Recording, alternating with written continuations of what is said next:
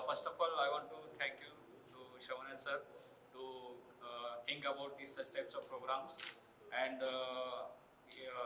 it is a very good combination of experienced generation and young generation. We are learning a lot of things from the experts. Those are having the much more experience in this field, and these experienced persons are the superheroes in our field, and we are learning from them.